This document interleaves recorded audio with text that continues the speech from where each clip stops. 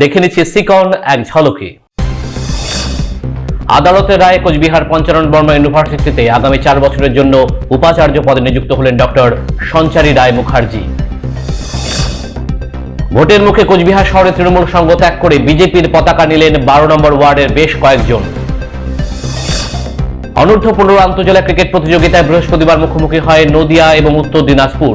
কোচবিহার স্টেডিয়ামে হয় এই খেলায় 9 উইকেটে জয়ী হয় নদিয়া জেলা। কোচবিহার দক্ষিণ বিধানসভা কেন্দ্রের শুক্তাবাড়ি এলাকায় বুথ কমিটি নিয়ে হয় তৃণমূলের সাংগঠনিক সভা, হয় যোগদান পর্ব। বার কাউন্সিলের নির্বাচনকে সামনে রেখে দিনহাটায় প্রচারাভিযান করেন তৃণমূলের আইনজীবীরা। নাটাবাড়ি বিধানসভা জিরানপুরে অঞ্চলে এক বিজেপি কর্মীর বাড়ি ভাঙচুরের অভিযোগ তৃণমূলের বিরুদ্ধে। কোচবিহার 2 নং ব্লকের মধুপুর গ্রাম পঞ্চায়েত এলাকায় প্রধানের উপস্থিতিতে ভূমিহীন ক্ষেত মজুদের সচেতন করবার কর্মসূচি গ্রহণ করল তৃণমূল কংগ্রেস।